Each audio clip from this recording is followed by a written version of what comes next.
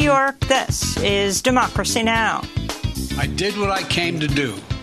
Number one, identify areas of practical work our two countries can do to advance our mutual interest and also benefit the world.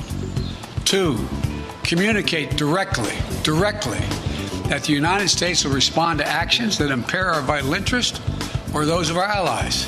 President Biden and Russian President Vladimir Putin hold a 3-hour summit in Geneva, pledging to work together on cybersecurity and nuclear arms control while resuming diplomatic operations.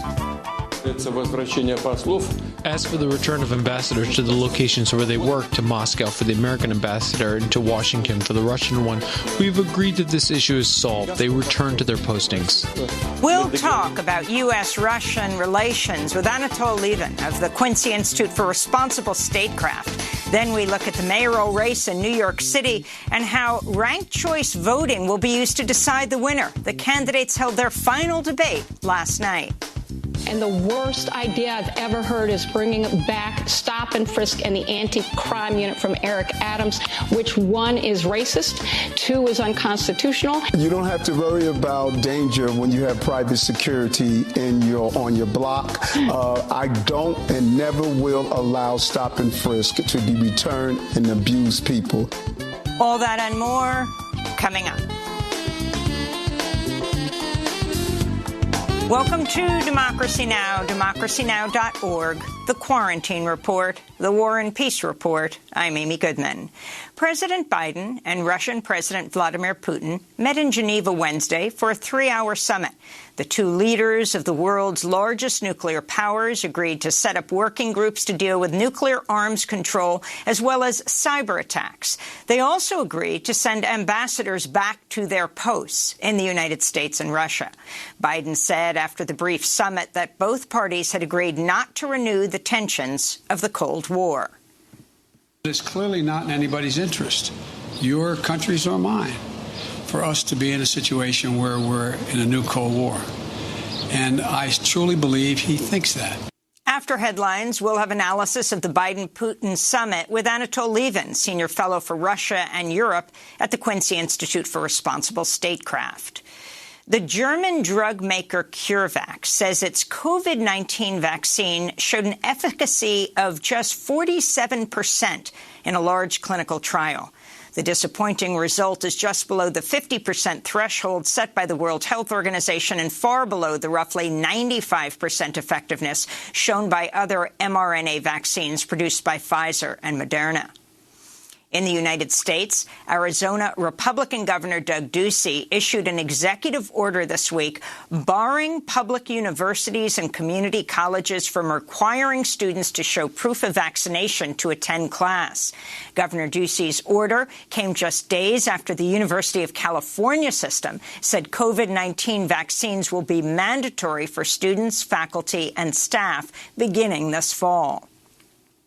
A new report warns the Earth is trapping about twice as much heat as it did just 16 years ago, largely due to the buildup of greenhouse gases in its atmosphere.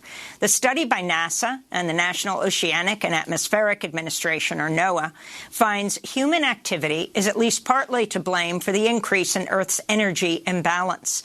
Meanwhile, record heat continues to bake the western United States, with Salt Lake City this week tying its all-time record high of 107 degrees Fahrenheit.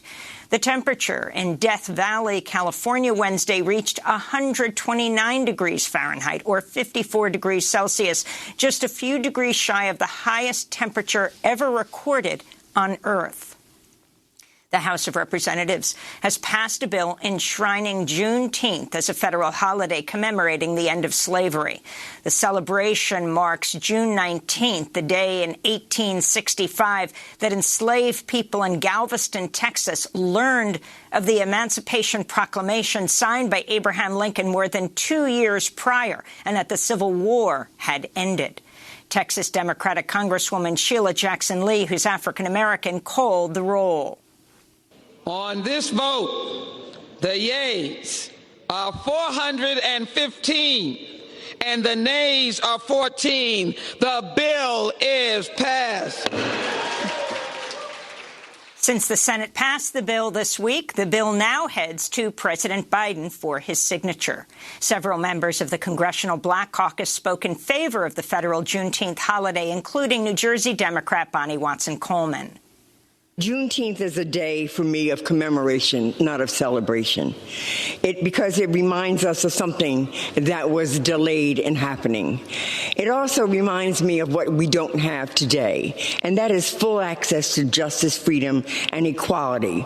All of these are often in short supply as it relates to the Black community, and it is still delayed.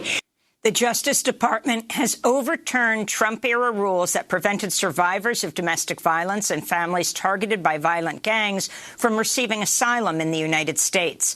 Immigration rights group Al Otro Lado, or the other side, said, quote, "This is going to make the difference between life or death for so many people fleeing danger."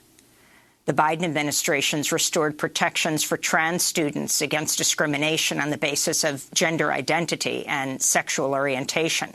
The move reverses the Trump administration's exclusion of trans students from protections under Title IX, a 1972 federal law barring discrimination on the basis of sex.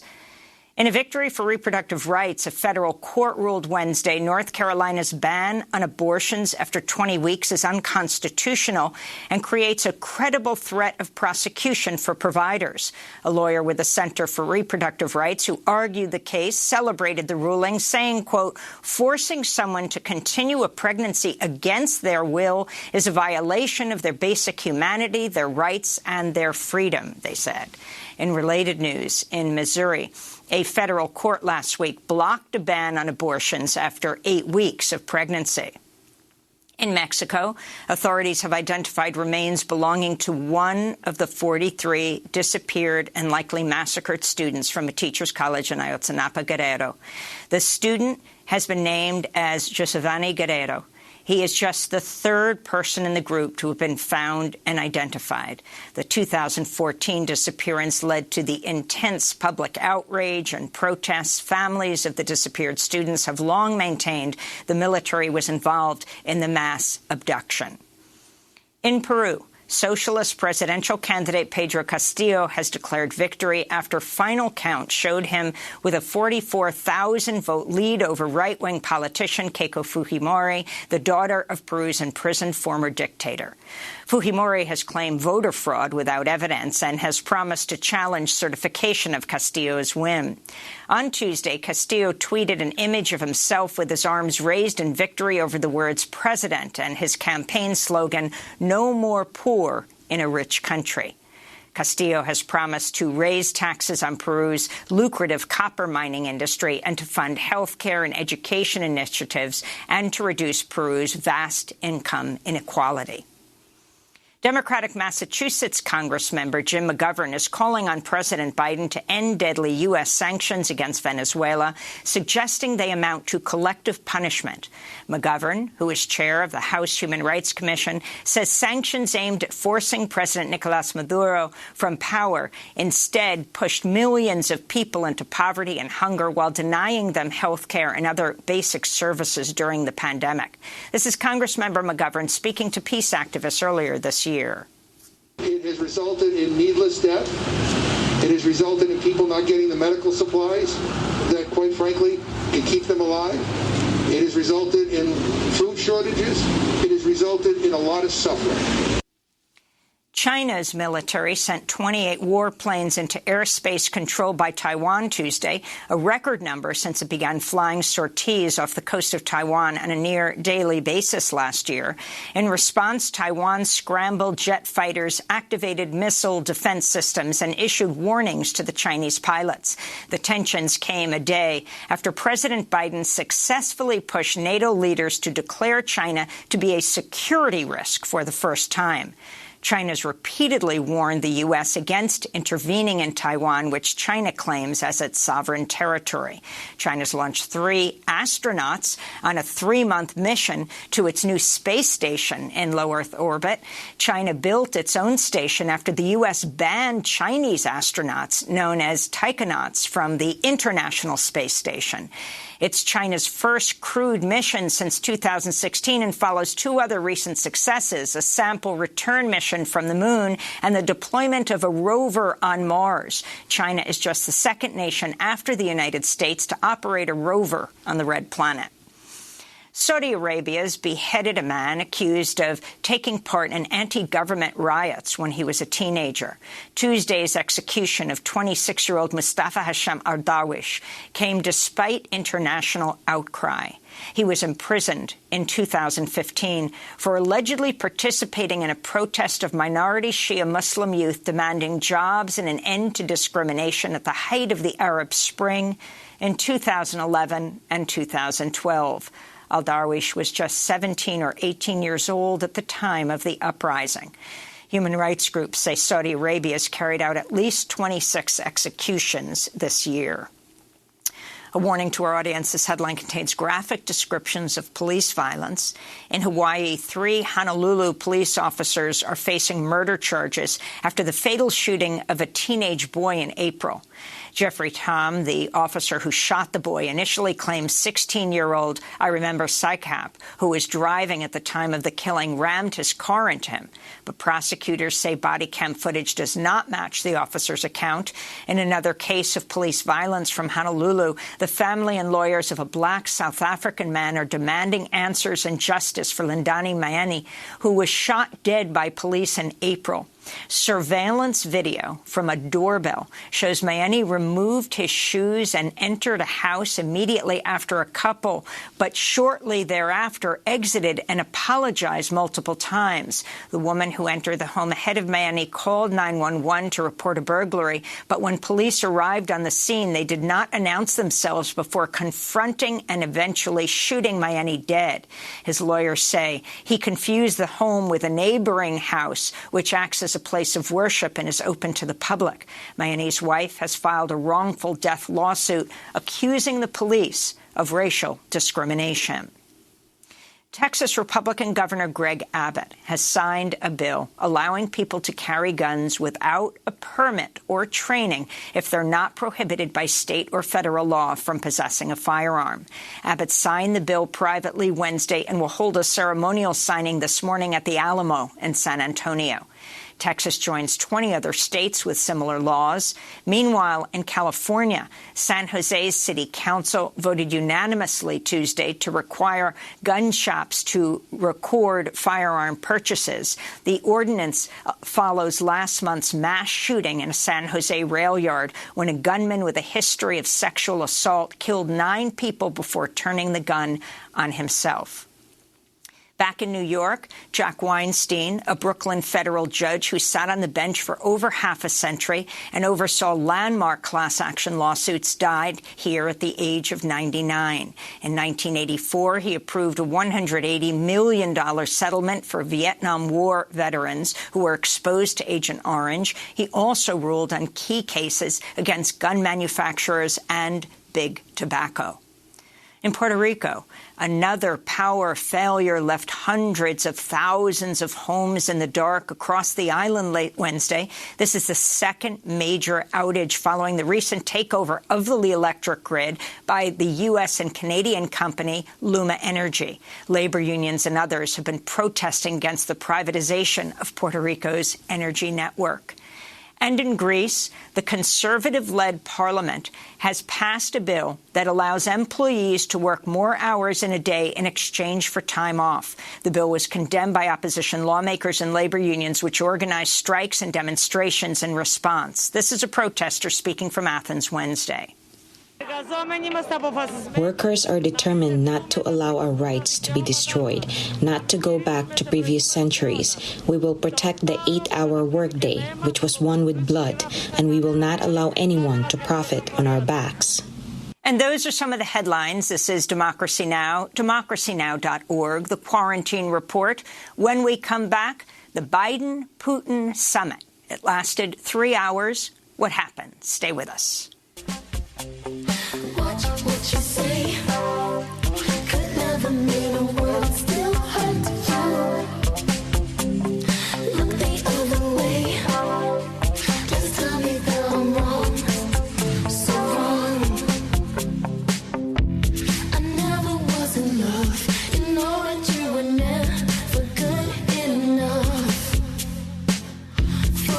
sleep right next to me. You know that you were never good enough. 49 days, surely I should be feeling whole lot better. Wasting weeks, you keep on coming back. I keep letting you in. I never was in love. You know that you were never good enough. Fall asleep right next to me. You know that you were never good enough. You're not good enough. Blood Orange. This is Democracy Now!, democracynow.org, the Quarantine Report, and the War and Peace Report. I'm Amy Goodman in New York with Democracy Now! Co-host Juan Gonzalez in New Brunswick, New Jersey. Hi, Juan. Hi, Amy, and welcome to all of our listeners and viewers across the country and around the world. President Biden and Russian President Vladimir Putin met in Geneva, Switzerland, Wednesday for a 3-hour summit. The two leaders of the world's largest nuclear powers agreed to set up working groups to deal with nuclear arms control as well as cyber attacks. Biden and Putin also agreed to send ambassadors back to their posts in the United States and Russia. In March, Russia withdrew its ambassador in Washington after Biden called Putin a killer during a television interview. The United States then pulled its ambassador in Moscow in April. After their summit, the two leaders held solo news conferences. This is President Biden. I did what I came to do. Number one, identify areas of practical work our two countries can do to advance our mutual interest and also benefit the world. Two, communicate directly that the United States will respond to actions that impair our vital interest or those of our allies. And three, to clearly lay out our country's priorities and our values. So we heard it straight from me. President Biden went on to warn there would be, quote, devastating consequences if jailed Russian opposition leader Alexei Navalny died. Biden also warned the U.S. would use its significant cyber capability if Russia waged a cyber attack on critical infrastructure in the United States. Putin described the conversation with Biden as constructive. I believe that there was no hostility. On the contrary, our meeting, of course, took place in a principled manner. Our assessments on many points differ, but in my opinion, both sides demonstrated a desire to understand each other and look for ways to bring their positions closer. The conversation was very constructive. After Biden's news conference ended, CNN reporter Caitlin Collins yelled a question to the president. Why are you so confident he'll change his behavior, Mr. President? I'm not confident he's changed his behavior. What do you do all the time? When did I say I was confident? I said, what I said was, let's get it straight. I said what will change their behavior is if the rest of the world reacts to them and it diminishes their standing in the world. I'm not confident of anything. I'm just stating the fact. But given his past behavior has not changed, and in that press conference after sitting down with you for several hours, he denied any involvement in cyber attacks. He downplayed human rights abuses. He even refused to say Alexei Navalny's name. So how does that account to a constructive meeting as President Putin framed? You don't understand that. You're in the wrong business. Did you find some common ground? Thank you. President Biden later apologized, saying to Caitlin Collins for being a, quote, wise guy. To talk more about the Biden-Putin summit, we're joined by Anatol Lieven, senior fellow for Russia and Europe at the Quincy Institute for Responsible Statecraft.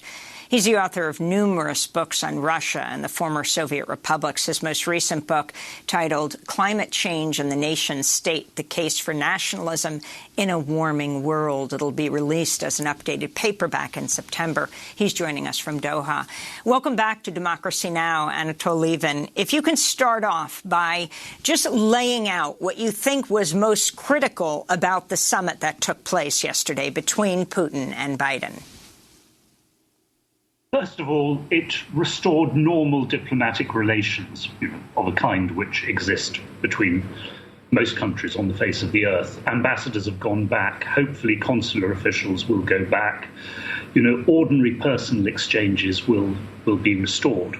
And, that is of considerable importance in itself and helps open the way for other things.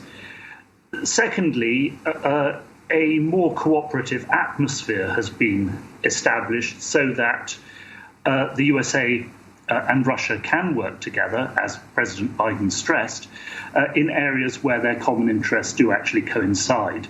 Afghanistan was mentioned.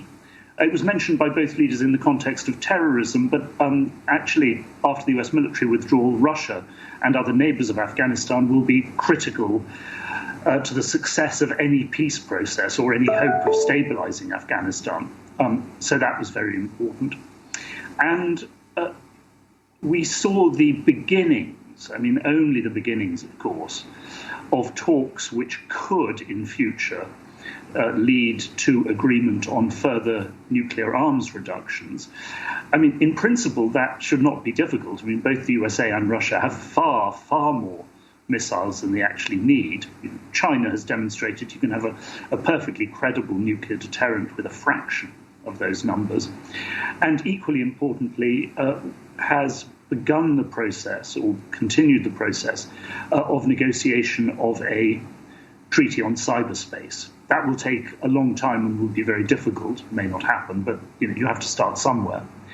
And finally, and I think that is very important, both leaders set out their red lines. At least we know Biden did because he said so, which is attacks on critical US infrastructure, cyber attacks, and if Navalny dies.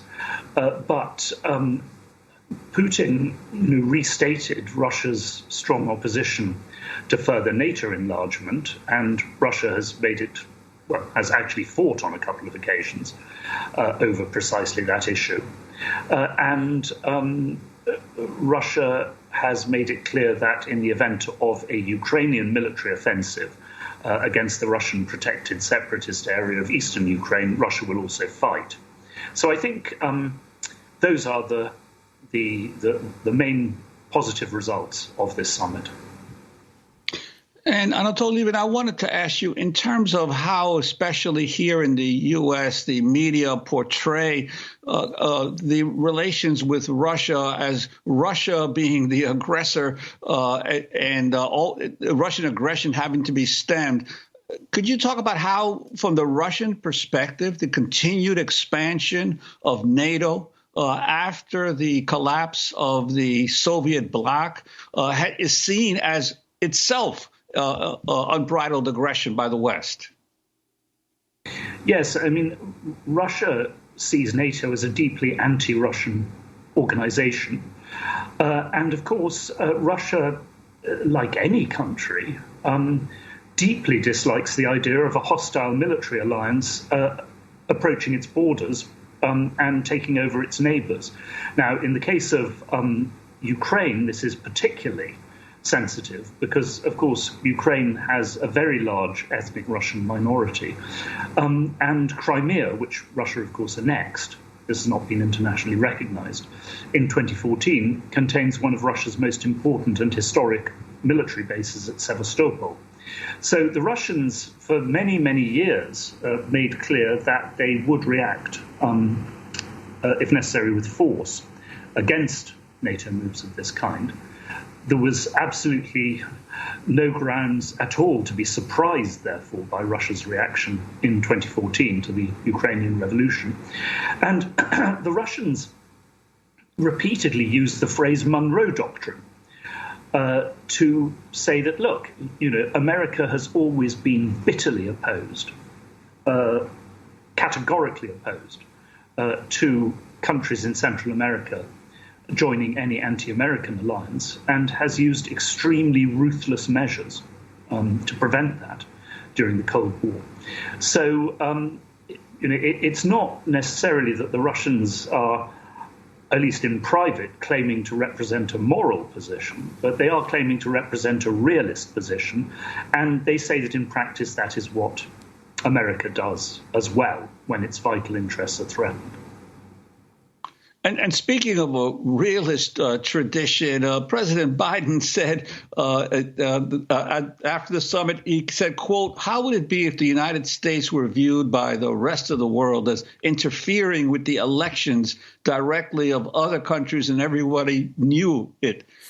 What would it be like if we engage in activities that he engaged in? It diminishes the standing of a country." And he was referring to Russia's alleged interference in U.S. elections. Your reaction to President Biden's statement? Well, it's not so much a question of my reaction.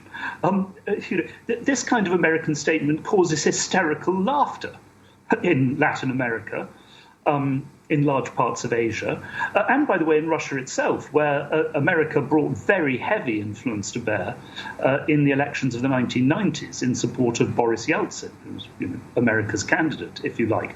I mean, the suggestion that America has not interfered in other people's elections, tried very hard to influence them through every possible measure of propaganda and bribery, and, of course, in a good many instances, has supported coups to actually overturn those elections, as in Algeria, to take only one example, in 1992, or, in Egypt since then, in Chile, if you go back to the 1970s. I mean, this does indicate a kind of blissful lack of self-awareness on the part of President Biden.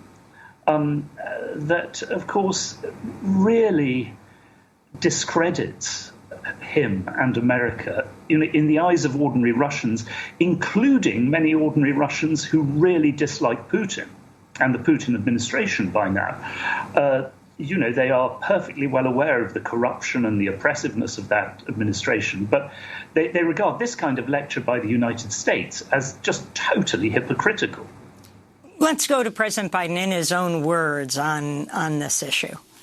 How would it be if the United States were viewed by the rest of the world as interfering with the elections directly of other countries and everybody knew it?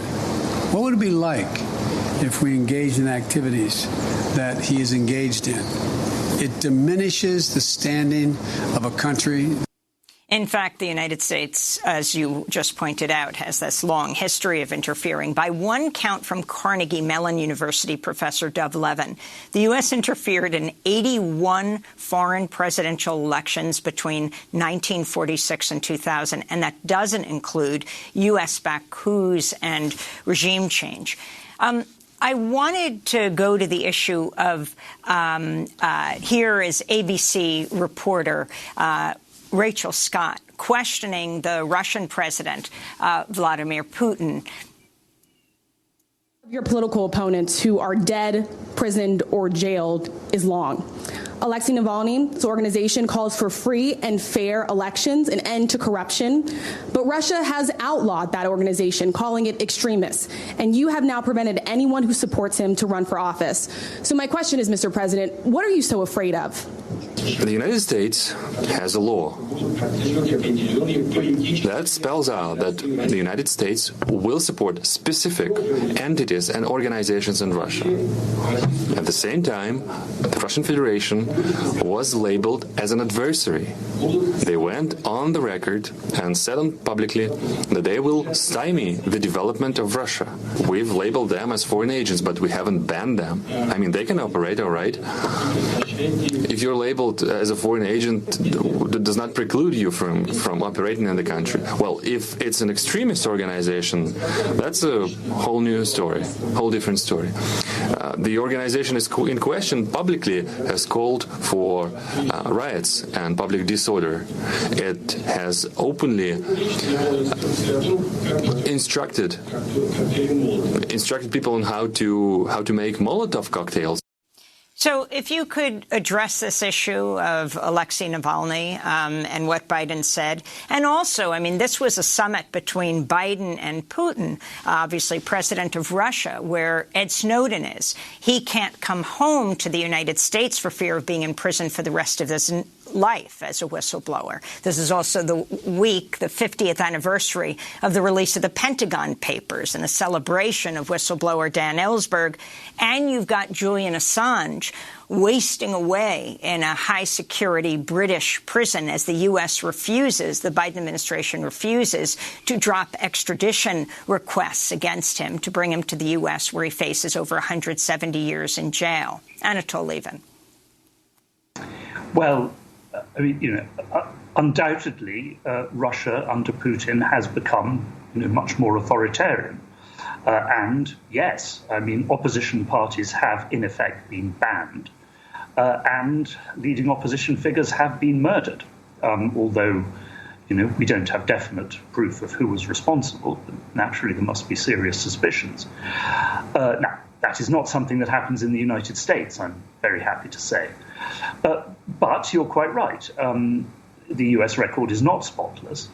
And I was, frankly, astonished earlier this year when Belarus forced down a plane in order to arrest an opposition journalist, something which, by the way, I deeply condemn and oppose. But if we're talking of Edward Snowden, of course, the United States and its NATO allies did exactly the same thing to the presidential plane of the president of Bolivia, forced it down in Vienna in order to search that plane for Edward Snowden. So, in issues like this, in issues of election interference in other countries, I mean, here, this really is a case of the American kettle calling the Russian pot black. On the other hand, I am glad that Biden did issue this warning to Putin about Navalny, because, I mean, it is actually true. If Navalny dies in Russian custody, the impact on relations between Russia and Europe, as well as Russia and the USA, will indeed be appalling. So it's just as well to tell President Putin that. I should add, I was just talking about whistleblowers who are dealing with the United States, that Daniel Hale, who is also a whistleblower who released classified information on drones and targeted assassinations, faces sentencing in July. And Reality Winner has just been released from prison after serving years there for her release of information, her family calling for her to be pardoned. She wasn't released into freedom, but into a halfway house. Juan. Yeah, I wanted to go back for a second to Afghanistan, how little was dealt with in terms of Afghanistan at this meeting of the Putin and Biden, given the enormous impact that wars in Afghanistan have had in both countries. Obviously, Russia spent 10 years bogged down in a war, occupation and a war in Afghanistan against jihadist guerrillas, and ultimately was defeated and had to leave. And the United States has spent more than 20 years now in Afghanistan. I'm wondering your sense of whether both leaders were, in essence, trying to avoid the issue. I'm afraid it may be even worse than that. I think that there is by now a profound American lack of interest in Afghanistan. To a considerable extent, the American establishment has given up on the place and is just anxious to get out and hopes that it will hold together for, if you remember the phrase, a decent interval, so that when it eventually collapses, people will not so much blame the United States or see it as an American defeat. But, I mean, what it also illustrates, I think, is this tendency in Washington to believe that America must not just be involved in, but must lead every important process in every part of the world. And if America is not going to be there, it loses interest, and certainly has very little interest in coordinating regional countries. Because, of course, the point is that America, we always knew that America would go home sooner or later. I mean, we hoped with better success than it has done in Afghanistan. But, America lives, 7,000 miles from Afghanistan? Russia is very close to Afghanistan. China, Iran, Pakistan are actually on Afghanistan's borders, they will always be concerned with what happens in Afghanistan. They also have the same interests as the United States in combating ISIS and international Islamist terrorism, as does India. And they all fear the consequences of a new outright civil war in Afghanistan. So, this was a real opportunity for America through Russia, to talk to the region about coordinating future approaches. Because without a regional consensus on Afghanistan, I am afraid that there will be no possibility of peace there in future. And in terms of Ukraine, again, this is a red line issue in terms of Russia and the possibility of Ukraine entering NATO. What's your expectation of how this will develop? Whether NATO will keep trying to recruit Ukraine? Well, it was very interesting, yesterday, or was it the day before now, President Zelensky of Ukraine, issued a tweet claiming that Biden had, extended an immediate offer of NATO membership. That, of course, was not true. And it was an attempt, quite obviously, to trap the Biden administration into making this offer. Apparently, that was the reason why Biden's first press conference in Geneva was delayed by 2.5 hours, while the U.S. administration or the Biden team formulated a response which, once again, talked about the possibility in future of NATO membership for Ukraine remaining open, but made absolutely no, actual commitment to that for the foreseeable future.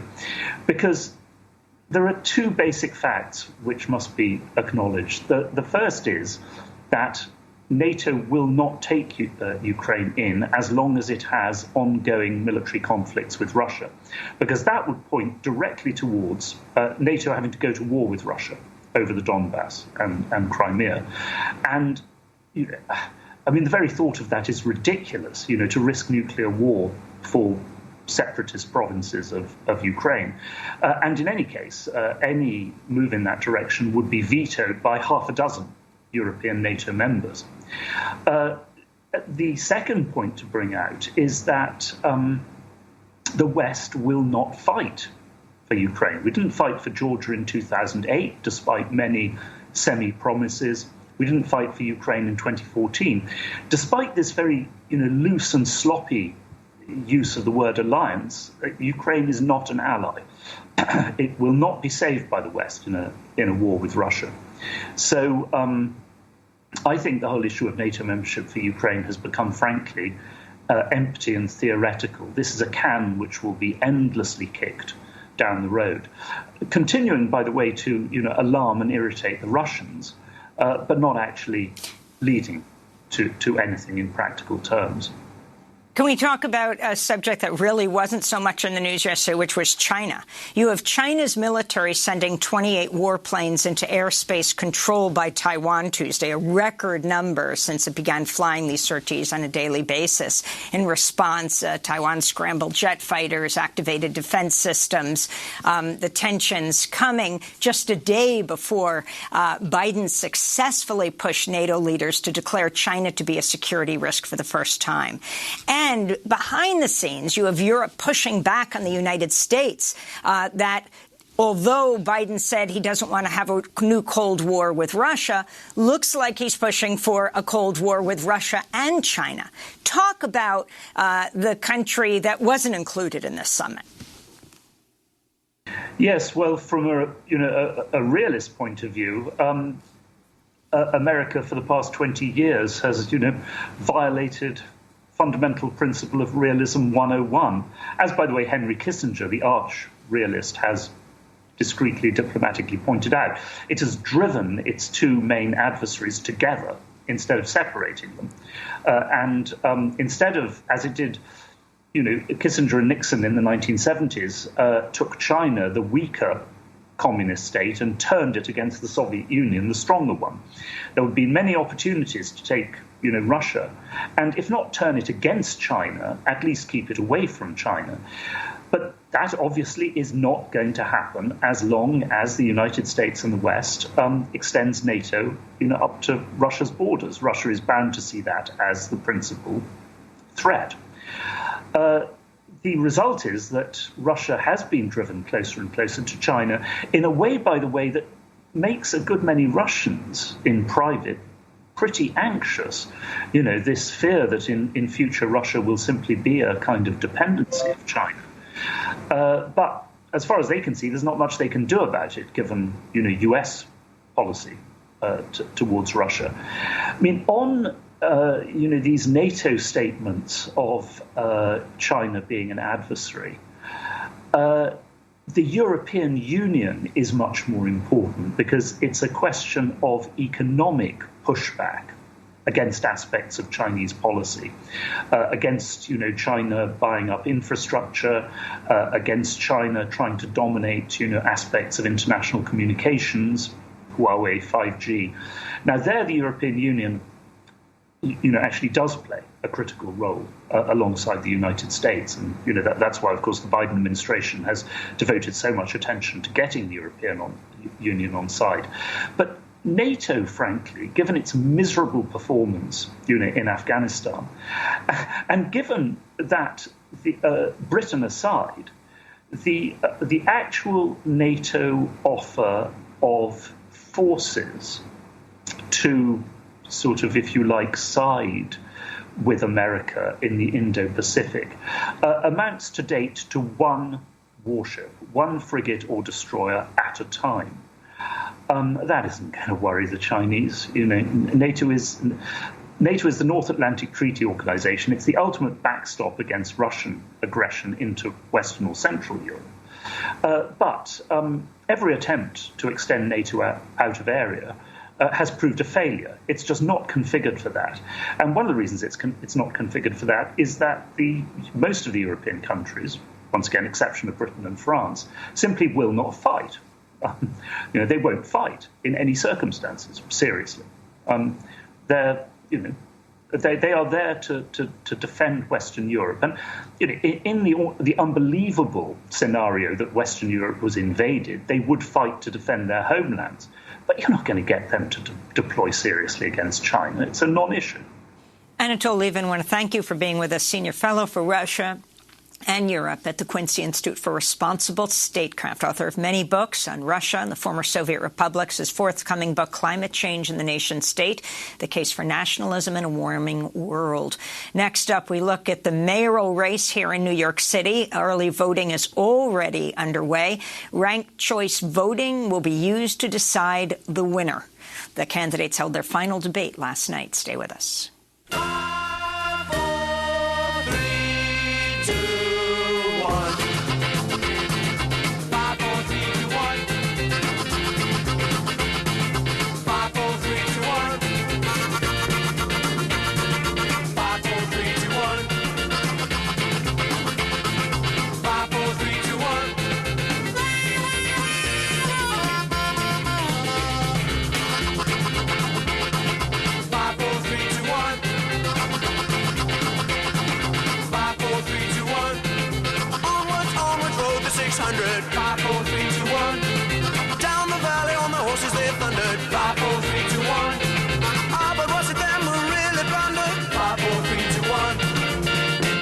It was the Manfreds. 5,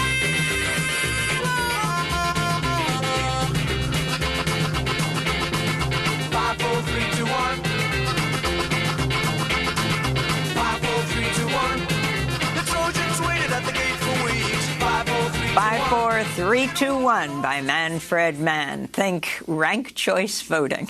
This is Democracy Now! I'm Amy Goodman with Juan Gonzalez. Yes, early voting is underway in a historic New York City Democratic primary election for the mayor and many other key races. It's the first time in a citywide election voters will use ranked choice voting to choose up to 5 candidates in order of preference.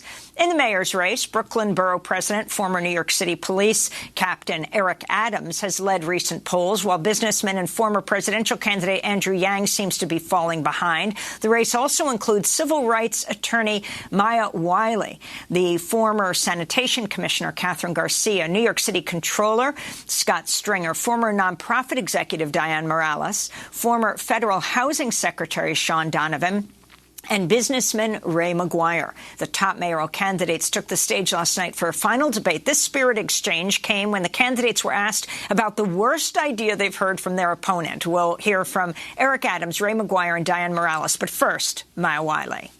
My godson, who is 6'3" tall, black and beautiful. I've had to accompany him to court for riding his skateboard while black. I've had to accompany him to court for sitting in a park while black. And the worst idea I've ever heard is bringing back stop and frisk and the anti-crime unit from Eric Adams, which 1 is racist, 2 is unconstitutional, and 3 didn't stop any crime, and 4, it will not happen in a Maya Wiley administration. 10 seconds, Mr. Adams. You don't have to worry about danger when you have private security on your block. I don't and never will allow stop and frisk to be returned and abuse people. I know real solution for real people in New York is you have private security. You don't have to worry about any of that stuff. Eric Adams is feeling the Maya momentum, and let me just say that the important issue for New Yorkers that everyone understands that public safety is broad, complex, and it means making sure we're spending our dollars wisely, and I will have a moral budget that protects all our people. Let's be very clear for black and brown communities, neither defund the police nor stop and frisk. You don't speak for black and brown communities. How dare you assume to speak for black and brown communities? I talk to black and brown communities. You cannot do that. You cannot do that. Oh, I can. Yes, I just did. Actually was started by young black and brown people. You know what? I just did do it. You know what? Can't talk over each other. I'm going to do it again. It's not the truth for the community as a whole. Those last voices, Diane Morales taking on Ray McGuire, an excerpt from last night's New York City mayoral debate, the last one before the June 22nd Democratic primary, though people are already voting. But that January 22nd, voters choosing also candidates for 51 city council seats from among hundreds of people running, as well as city controller, who's the city's chief fiscal officer and budget watchdog, and the Manhattan district attorney. For more, we're joined by Ross Barkan, an investigative journalist who's closely following the primary, a columnist for The Guardian and Jacobin. He also has a new book coming out next week titled The Prince, Andrew Cuomo, Coronavirus, and the Fall of New York.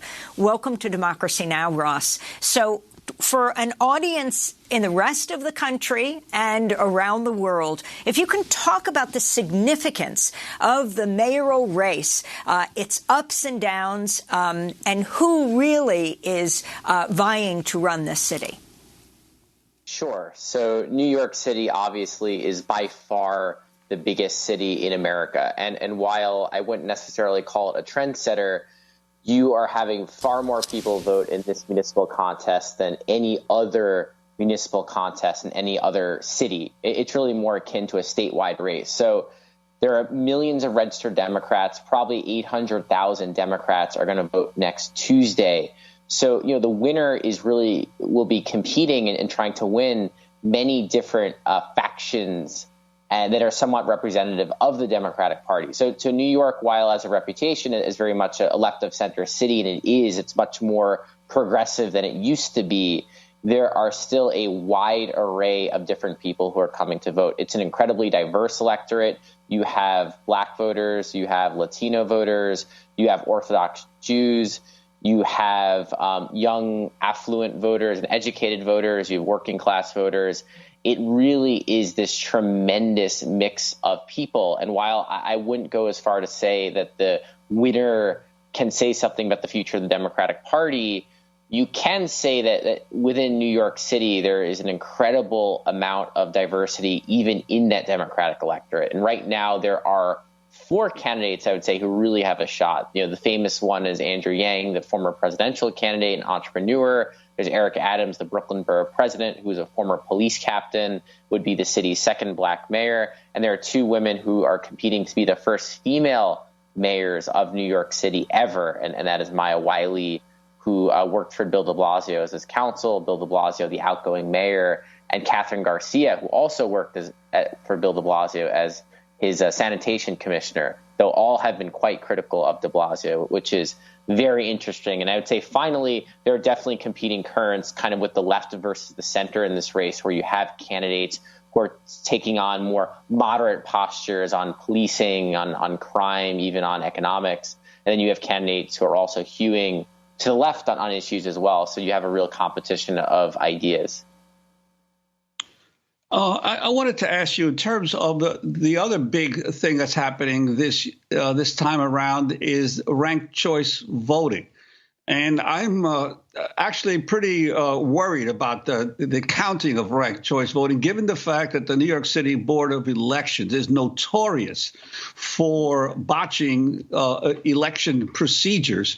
And now they're going to be dealing with this very complicated system of determining who the winner is. I worry this thing could go on for weeks and months in terms of challenges to even figure out who won. Wondering your sense of to what degree voters understand ranked choice voting. Voters, I think, for a long time did not have a great understanding. I do see the awareness increasing a lot. You're seeing interviews with voters who are now going to vote in early voting who say, yes, I understand. I early voted myself, and I've seen the ballot. It is clearer than I thought it would be, which was good. I agree, though. The Board of Elections in New York City and New York State is notoriously dysfunctional and patronage-ridden. We will not know the outcome of the vote on Tuesday because a New York State law mandates that the absentee ballots get counted after the election. This is not true in a lot of other states. So this is a law that has yet to be changed. So the absentee ballots must be counted first. Then you enter into the RCV calculation. And so the tabulation of these votes won't occur until July. That is without any kind of malfeasance. That's just the schedule we're on right now. Post July 4th, they will tabulate all the first, the second, the third, the fourth, the fifth place votes, and then you will have a winner. It's possible on election night you may see a candidate far ahead, and you could probably guess that candidate will win. It's also possible the candidates could be bunched up, where there is a lot of unpredictability, and perhaps the first place finisher does not win. You see rare instances where the first place finisher, in fact, loses out to another candidate.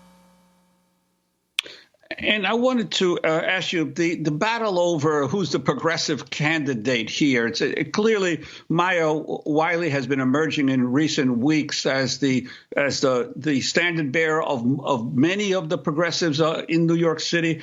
But I know several of these people. I've known them for years. I've known Eric Adams personally for more than 30 years. And while he has been portrayed as the more conservative candidate, people forget that when I knew him when he was a sergeant in the transit police in New York City, fighting racism within the department and also fighting police abuse within the department. It's a lot harder to fight police abuse from within the department than it is from outside the department. But there's no doubt he's increasingly become more conservative as years have gone on. I'm wondering, among these candidates, who do you see as having the momentum in recent months to potentially win? Eric Adams definitely has a good chance because he is putting together a very reliable coalition, which is working class blacks and then moderate white voters, Orthodox Jews, outer borough ethnics. These are people who do show up to vote. So if you're trying to win a mayoral race, having support from the black community is very important. Bill de Blasio had the same in his 2013 race. So Eric Adams definitely has an inside track right now. And you're right, he came up out of this police reform movement. He still talks about police reform, but he's also campaigning as a tough on crime mayor, certainly very aggressively against defund the police. He's also very close to the real estate industry and supportive of landlords and not particularly friendly to tenant issues. So that's kind of his posture. And you have Andrew Yang, who similarly has been positioning himself as a tough on crime candidate, though with fresher or newer ideas, but also someone who says he takes public safety very seriously. It's really Maya Wiley, who is now as the standard bearer, sort of by default. Scott Stringer accused of sexual assault. another candidate, Dianne Morales, imploded. Wiley is not necessarily the favorite of various socialists and progressive groups, but she is now the default. And so there's been a coalescing around her. AOC endorsed her. So it'll be very interesting to see where she ends up, if she can come from behind and win and pull a de Blasio. Remember, at this point in the primary 8 years ago, de Blasio had established himself as a clear front runner. Right now, that's Adams, but Adams does not have the lead that de Blasio did have in 2013. So I would say the race is much more volatile than it was back then. And you have this front page piece in the New York Times a few days ago saying, I mean, here you had Maya Wiley, who's gotten the endorsement of Alexandria Ocasio-Cortez, 1199, the Union, and other progressives. But the front page piece was about de Blasio, even though she was his lawyer, a city lawyer, working behind the scenes for Adams, saying in that way he would preserve his progressive legacy. Yeah, it's a strange thing because I would not agree with de Blasio that Eric Adams is best positioned to preserve his legacy. But the thing with politics is a lot of it's personal. Eric Adams and Bill de Blasio go back a long time. Eric Adams, I would say, unlike a lot of other politicians, was not known for attacking Bill de Blasio when he was mayor. It was not known for gratuitous criticisms of Bill de Blasio when he was mayor. The two always seemed to have an understanding. Both Maya Wiley and Catherine Garcia worked for de Blasio, now have been quite critical of him, and also, don't speak warmly about their time in City Hall. So I can imagine for de Blasio himself, he is aggrieved that he gave both of them jobs and promotions and they are not grateful in any way. That's politics. I mean, I'd say, unfortunately, it's not always about policy and ideology. It can be about these kinds of relationships. So Eric Adams is the person Bill de Blasio feels most personally comfortable with. He's trying to rally organized labor behind Adams. He's been pretty successful at that. And, so far the race is going, I would say, de Blasio's way, and that Adams is the favorite and Yang has lost strength, but anything can happen on primary day. There's still a lot of variables. And of course, you mentioned Catherine Garcia, who surprisingly has gotten the editorial endorsements in major papers, including the New York Times. And there are some analysts who believe that due to ranked choice voting, she may not come out at the top of the at the front of the pack, but through ranked choice voting, she may end up actually winning the primary. Your sense of Catherine Garcia's role? She's definitely come on very strong. The New York Times endorsement was a big surprise. Originally, I would have guessed Scott Stringer would have gotten it, but then he was accused of sexual assault. So that fell by the wayside. Then I personally imagined that Maya Wiley would get it because she was positioning herself as a liberal candidate, sort of in the mold of what the New York Times usually endorses, but they really went out of left field a bit and supported Catherine Garcia, who's really running as a technocratic moderate, someone who's supportive of charter schools, someone who is against taxing the rich, someone who is fairly supportive of the real estate industry and skeptical of rent stabilization. That being said, I think unlike Eric Adams, Catherine Garcia is less alienating to some voters. Adams and Yang each have the challenge of ending up on a lot of ballots. Both of them now have the potential to be dropped from the ballots of a lot of highly educated progressives and high information voters. Each of them have sustained negative news cycles, and each of them cause voters who read the New York Times to recoil. Catherine Garcia does not. So she does have some potential because she's going to show up on a lot of ballots. Andrew Yang himself helped elevate her when he said she was his number two, and it's possible that will backfire on him in the end because she is going to be people's number twos. And we're going to have to leave it there, but I thank you so much for being with us. Ross Barkan, his new book, The Prince. I'm Amy Goodman with Juan Gonzalez. Stay safe.